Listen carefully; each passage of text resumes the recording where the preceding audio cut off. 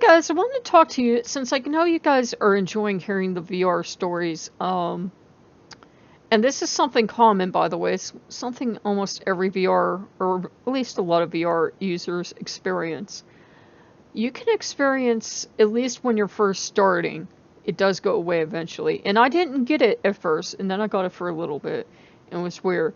Um, you can feel like you're still in VR when you're in this world. You can feel like you have the, you know, set on your head and you're running a game. Now, it's weird, and a lot of people have noticed is some people even go so far as to notice, like, usually in a game, for some reason, you just see your hands, you don't see your arms. Some people have even felt like they just have the hands, they don't have arms, and they'll notice, like, they'll turn their head, and it seems like it takes a millisecond or so for this reality to boot up and catch up. So a lot of, living in a simulation, if you've heard that scientific theory, that's starting to gain traction. And I think VR is hoping it gain traction because a lot of players are noticing that, you know, it's not like we're all simultaneously going crazy. If people were going to go insane, early adopters would be running wild in the streets. It's been out for years, so we're okay. But it does show you how easy it is to perceive anything as reality. And, like, when you're playing the virtual reality, you know it's a game. You know it's a game, okay? It's not like you're totally sucked into it. But you also have to suspend your disbelief, and the weird thing is in Duck Season, they tell you exactly how to do this, how to make people feel the game's real. And if it's even a half-decent game, you buy into that reality, and you react to that reality, even if the game graphics aren't realistic, you react to that reality the way you would to our real world. So you go from living in that world to coming back to ours, and you get like a little hangover sometimes. And I've noticed too, I'm one of those rare people, and this is apparently pretty rare, or at least it's said to be rare. I do not get sick in VR. I don't get headaches. I don't, like, some people would just be getting sick all over the place if they have free locomotion, like, going forward in a game instead of teleporting. Teleportation is a thing in a lot of games that I hate, because for me it's hard. With the tremors, it's hard to aim at a precise area and teleport there. I prefer smooth locomotion, but smooth locomotion makes a lot of people get really, really sick. And it's weird. Now, I do like that feeling. Sometimes you get like a slightly dizzy feeling, like there's a flying sim that I'll like fly upside down, or if I do a smooth turn sometimes in VR, I'll notice this like giddy, dizzy feeling, but I actually enjoy it, and it doesn't always happen. Sometimes I do it, and it's like kind of like swinging around in a swivel chair. Sometimes you get like a dizzy wee feeling, and sometimes you don't. It's like that. And it's just weird because so many people experience it. And there's like Welcome to the Matrix jokes on the Oculus forum, because it's so common, because it feels like VR can not only feel more real than this reality, it also feels like once you start playing VR, you're actually seeing reality for what it actually is. And I can't explain that. It's not like we're all enlightened or something, but it's after you've had a VR session, you take off your helmet, not helmet, your mask. You take that off and you go outside and you're like, oh, now I understand. And you could not articulate what it is you understand. But I was actually walking down the road one day after playing a VR session. I'm like, what a lovely simulation. This is really nice. Very well rendered graphics. Then I'm like, oh yeah, I'm in reality. But there for a split second, I totally accepted that the reality around us was this really nice simulation, that they had done a really good job, and I admired the graphics and the butterfly that went past and everything else. I was like, really nice job. This is really immersive. It's not quite as good as some other VR I've seen, but it's really immersive. And that's the funny thing. VR can actually be more immersive in a way that's really hard to quantify than this world. I mean, the graphics aren't, again, they're not hyper realistic. The sounds are usually, they're okay, they're pretty good, but they're not like exact reality, and yet it's all around you, and you can say, well, the world's all around you. What are you talking about? It's something you don't know until you put that set on your head, and you're looking up and there it is, and you're looking down and there it is, and you turn around and there it is.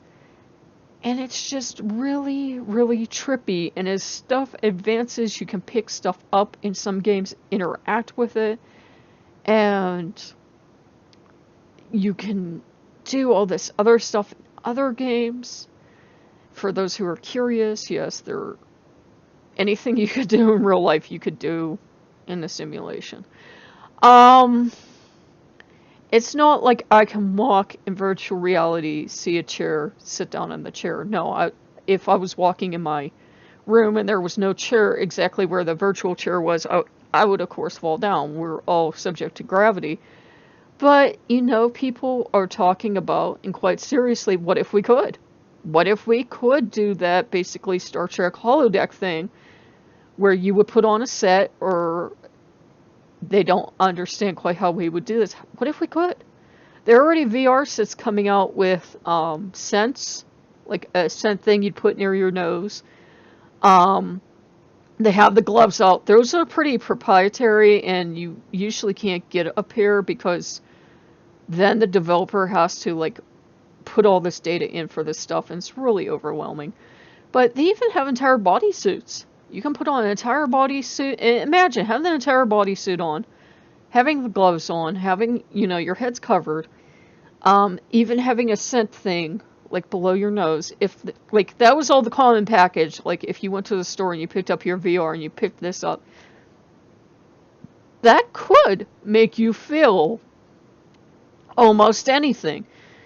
Once it would get to the technology and know how to do things like simulate,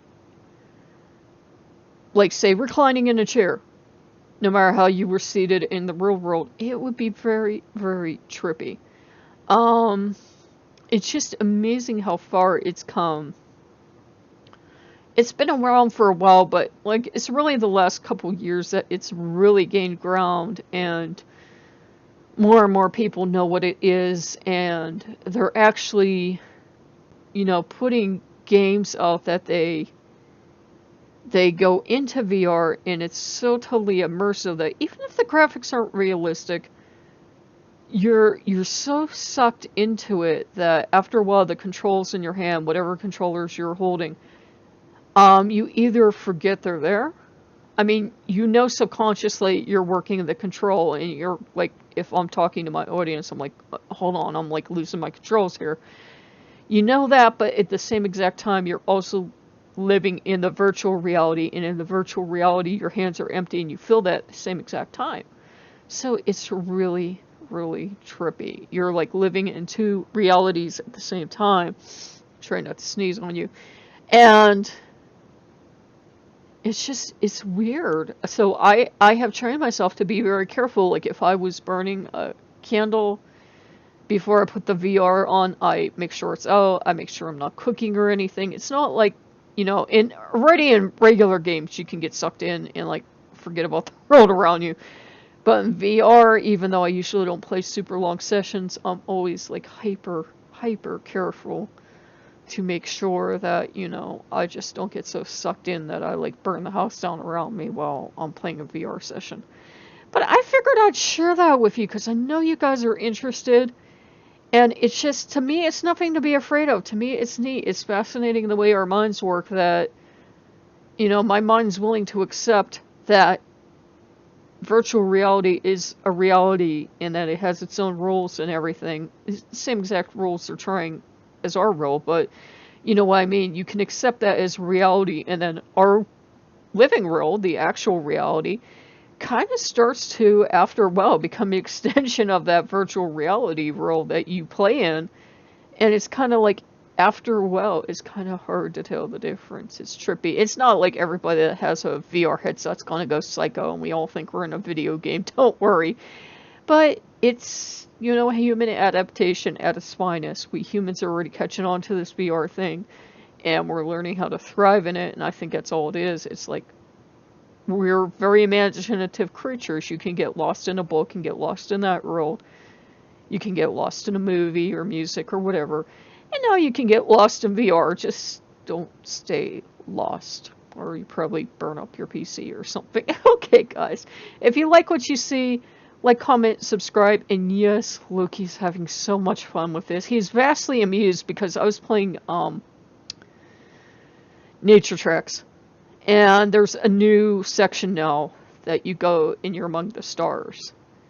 And I'm like throwing all this stuff out, and I'm like, I'm a god! Ha ha ha! And Loki's like, yes, you're a god. How very amusing. I mean, like, everything was there for me. You know, like, if you wanted to create a space tree, you picked up the orb and you threw it, and the space tree just grew. But I'm like, this must be what it's like to be a god. This is so awesome. And he's just kind of smiling, hanging out in VR. I don't know how he is there in VR with me, but he is. He's Loki. He can do whatever he wants. But you guys like what you see, like, comment, subscribe, and I'll see you guys later. Bye-bye.